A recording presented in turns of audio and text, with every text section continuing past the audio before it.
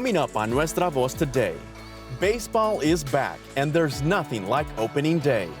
We'll look back at one of the most memorable opening days in Dodgers history. Fernando conducted himself like he was a pitcher with 10 years of experience. People didn't believe that it was his first game as a starter in the major leagues. The rise of Fernandomania. How 20-year-old Fernando Valenzuela got his first big shot to shine. Plus, El Barrio fights back. A predominantly Chicano community refuses to give up on their decades-long battle for a less polluted future. It's unbearable. So most of the time we have to be locked in. Windows closed because you don't know when the smell is going to invade. We'll preview Que Viva El Barrio, a new San Diego Union-Tribune documentary about the fight against industry pollution in Barrio Logan. Also, capturing Chicano park history. An author creates a photo book about the storied park beloved by multiple generations of Mexican Americans. And two cultures on one stage.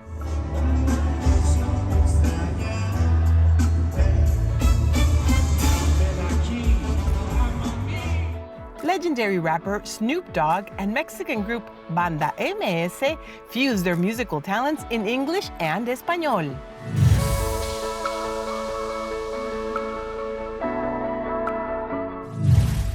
Hi everyone, hola. I'm Paola Hernandez Jayo. And I'm Luis Cruz. Thank you for joining us for Nuestra Voz today, presented by the San Diego Union-Tribune and the Los Angeles Times. With the MLB lockout over and the regular season now underway, we're taking a look back at Los Angeles Dodgers history that still brings back nostalgia. We're talking about former star pitcher Fernando Valenzuela, whose legacy still lives on after his opening day start in 1981. LA Times columnist Gustavo Arellano revisits that consequential day and shows us how Fernando became a source of pride for Mexican Americans in LA and beyond. LA was the place in 1981. The city commemorated its bicentennial with birthday celebrations throughout the year. Tom Bradley was elected to his third term as mayor, soundly defeating his old foe, former mayor Sam Yorty. A young musical provocateur named Prince was booed off the stage while opening for the Rolling Stones at the Coliseum. And for pro sports in LA, it was a golden age. The Rams appeared in the Super Bowl in 1980. The Dodgers were always competitive, and the Lakers were attempting to defend the NBA title they'd won the year before with a dazzling rookie named Magic Johnson. The story has always been the Lakers, what they did, what they didn't do, how they failed, or if they were big. Every night there was a huge story of some sort. I arrived in a city where there is always a superstar. In fact, there were probably 20 of them. Vin Scully was. He wasn't even an athlete. Chick Hearn. There was always something going on here. That was the atmosphere. The Dodgers were beloved. The Lakers were beloved. The poor Clippers were kind of laughed at. UCLA basketball still had the remnants of John Wooden. This is heaven for a sports writer and a sports editor. The 1980s, was the era of disco music, and for me, a bit of night clubbing and dancing. Dodger and Laker teams were, at the top of their game, if not winning championships per se. But at the end of the day, I think the world was focused on Fernando in 1981. Fernando was different, and nobody had a Fernando, and nobody had ever seen a Fernando before. 20-year-old Fernando Valenzuela remade the image of baseball in Los Angeles. Valenzuela had tossed 17 2/3 scoreless innings in relief when he made his debut the previous September. But when the Dodgers broke camp in 1981, he was slotted in as the team's number 3 starter. When Fernando came up in 1980, nobody knew that it was going to be what was going to happen. You didn't even know he was around in 1980, mainly because there were no expectations. Even in 1981, when camp broke and we went back to California for the Freeway Series, no one really thought that much about Fernando until that fateful day. As I recall, Jerry Royce was to be the opening day pitcher, and he couldn't do it. He had a physical problem. The day before opening day, I was in the outfield doing some running, and I felt my calf muscle pull. Now, I've had pulled calf muscles before, but I knew that this one was a little worse than the other ones previously. So I walked into the trainer's room, showed him what had happened, and he contacted Lasorda, and it was determined that I wouldn't be the opening day starter. For some reason, they couldn't use Bert Hooton, who was basically their number 2 pitcher. And Tommy had great confidence in Fernando, as he did in many young players. And he decided, along with the pitching coach, I think it was Ron Peranowski, give the ball to Fernando. I threw a bullpen day before the opening day, and because I was, I think was going to pitch the 3rd game of the season. So Tommy asked me if I can pitch, and I was first. I thought that was because Tommy loved to make jokes, you know, and I say, no, they say it's not a joke, it's serious. So that's when I said, yeah, why not? Just like another regular day, I'm going, just prepare myself, and that's it. It was amazing, and for myself and many others who were there, being Mexican, clearly this was something we were very proud of. I mean, I could still remember at the game that Fernando went to the 2nd inning, the 3rd inning, the 4th inning, and he kept on striking out. We were all very excited about it. I mean, obviously, and it was one of our countrymen. He shut out the Astros, and I think he allowed only 5 hits, something like that. But then it's when really people realized that he was, for sure, a great pitcher. And Fernando conducted himself like he was a pitcher with 10 years of experience. People didn't believe that it was his first game as a starter in the major leagues. The fans, they play a big role in that game, backing up Fernando, giving Fernando a great deal of support, and the way they received Fernando, when Fernando came out to pitch, that was the most inspirational moment for Fernando in that day. Despite his opening day heroics, Valenzuela still enjoyed a degree of anonymity out of uniform, at least until he made his 2nd start. When the game ended, we were waiting for him at the gates, and there's hundreds of fans cheering on. They're waiting for Garvey, Say, and the other Dodgers. Here comes Fernando, no one even, who's that? So he comes through, opened the gate, we got in the car and we left. Then he started the 2nd game. So by now they knew it was a guy that won the last game. And there's a little more talk about him, and he wins. Now we're waiting for him at the gate. The following time he started a game with the Dodgers, and now people are saying, that's Fernando. They gave the ball to Fernando, and nobody looked back because it was shutout, shutout, shutout, an extraordinary beginning to the '81 season. And I've often said that Fernandomania, beginning on opening day right through the World Series, was the most exciting time on my watch. It was like electrified the Mexican-American community. And all of a sudden, just after the first game, is that newspapers and everybody began to say, who is this young man? He was obviously a star. He was somebody that was going to rock the world for a while, and he did for quite a while. To learn more about Fernando Valenzuela's influence and legacy, log on to latimes.com/Fernandomania. Coming up, living among hazy brown skies and noxious smells. A new San Diego Union-Tribune documentary captures one community's battle against industry pollution. How the neighborhood's will to fight made the city take action.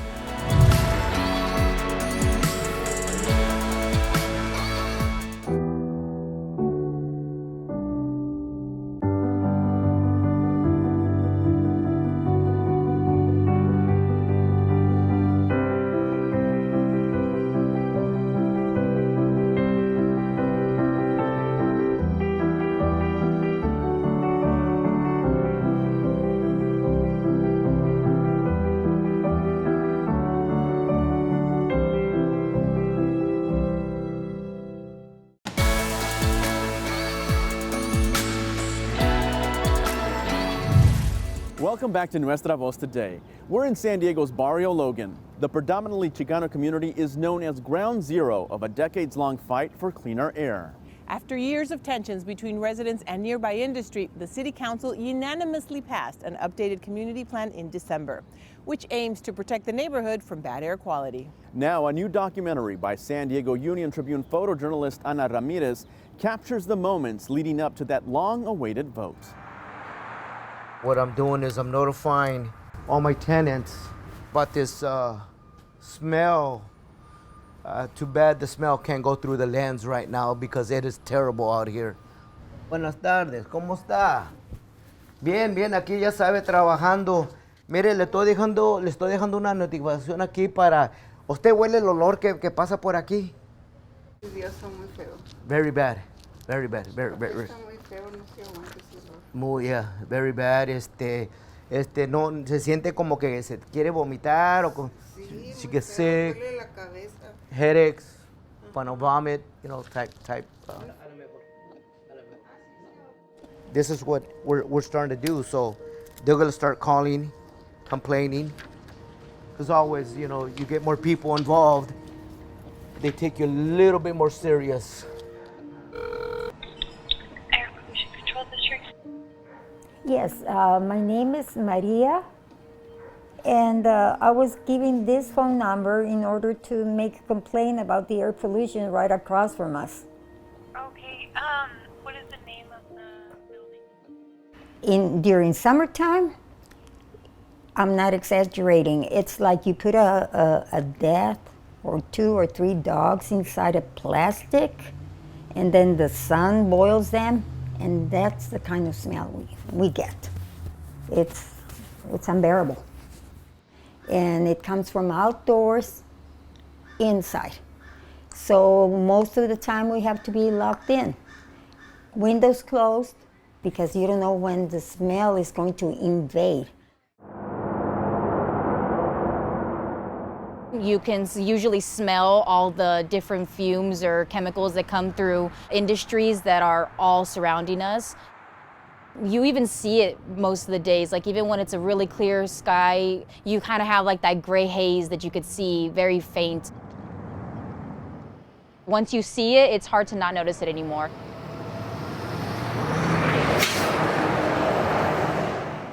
It's what people have been dealing with forever, and they continue to fight. It goes so far back to the community being zoned for industry back in the 30s, and that was at a time where Black and brown communities were not involved in the decision making that affected them.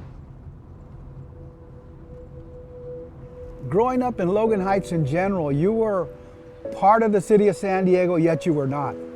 You had separate and distinct worlds. It was a very tight community. We practically knew everybody there because the people there didn't travel out of the area to buy things or stuff like that. Everything was done there. The churches, the theaters, the groceries, everything was right there in Logan Heights. Once the freeway came through, none of that happened after that. They didn't take a petition around, or they didn't send out flyers to let people know what was happening. They just came out and told people they were going to move and they're going to put a freeway through there. I'm sure it could have went through the industry area, it could have went through a white area, but it was easier because nobody was going to talk back. You want to go through the Mexican Barrio, you go through it.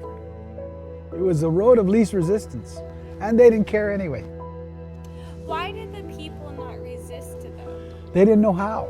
They didn't have access. They were politically unsavvy. They didn't elect people. That came many years later. The government and the school, if they said something, it was gospel. You believed them. You didn't resist. You couldn't. You didn't know how. When we tried to get a plan passed in 2013 that separated industry from community, there was a big pushback. I mean, it's not a secret. It got through council approval, but there was dispute around what we call the transition area. So like the area that says this is where industry stops and this is where community starts, and no industry throughout the zone. And there's a lot of pushback from industry at the time. The plan was overturned via referendum, so via citywide vote. Felt like just another punch in the gut. One more way that this brown, poor community is being told what's best for them. But it's okay, the community trudged on. We will now go through member by member give each council member an opportunity to register your vote. Councilmember Moreno? Moreno, yes. Council President Ela Rivera? Yes. And with that, Council President, that passes unanimously. Hi, beautiful faces. It's so amazing. You guys are the best. Woohoo! We did it. No new industry can come. But I think the most exciting part is that because parts of the community are being switched over to housing only, it kind of opens the door to get the industry out. And for the residents to come back into the barrio. Kind of zero in on our favorite themes for the park. There's a lot of work to do. I mean, we're gonna take a breath and we're gonna be excited, but the fight is not over, far from over. Oh, I love this place. I love Barrio Logan. Que viva el barrio. To watch the full documentary by Ana Ramirez, log on to San Diego Union-Tribune.com. Coming up, watch what happens when two popular music genres from two different cultures are combined. What star rapper Snoop Dogg is saying about his collaboration with Mexico's Banda MS.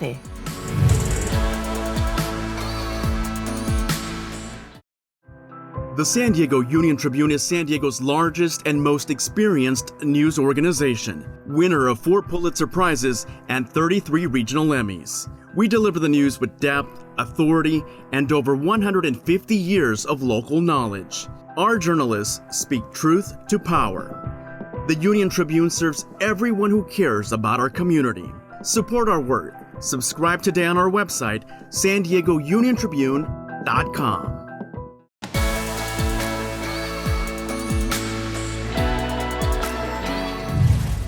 Welcome back to Nuestra Voz Today. We're standing in San Diego's Chicano Park, which is celebrating its 52nd anniversary this month. The anniversary commemorates the park's takeover, a protest held by activists and residents who fought to keep the city from building a highway patrol station right here in 1970. A former local resident has created a photo book called La Tierra Mía, a Chicano Park story, which captures the landmark's history.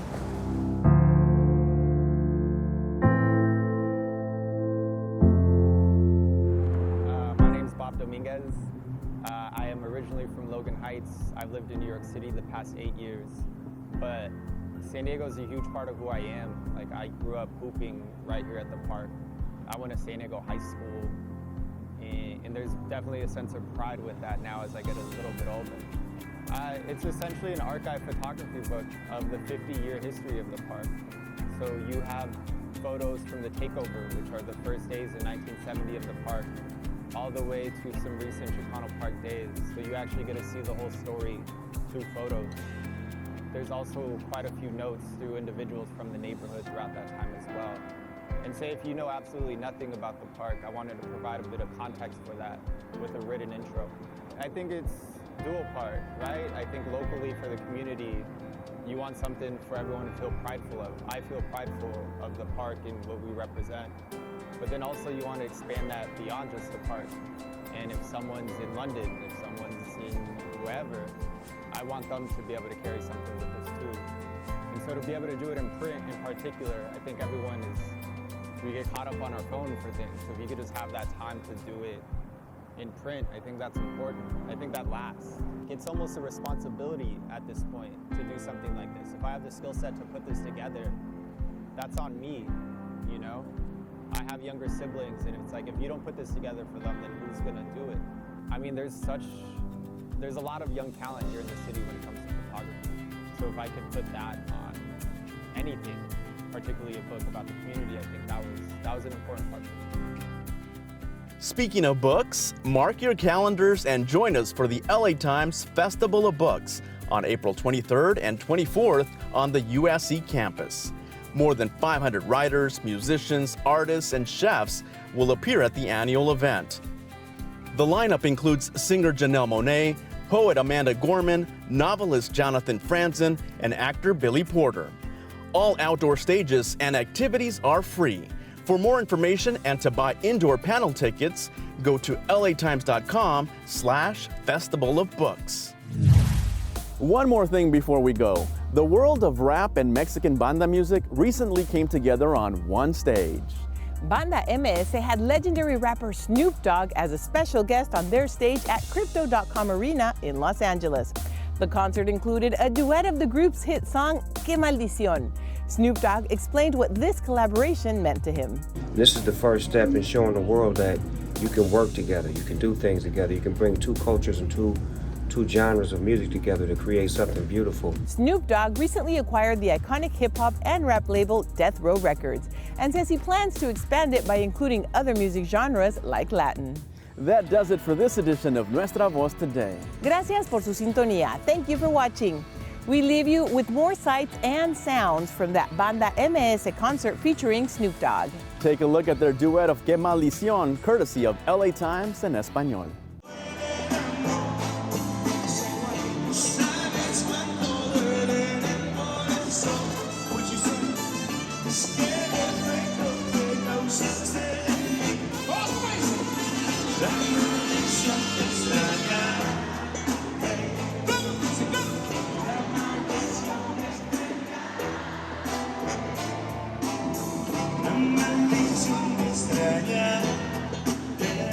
Que maldición.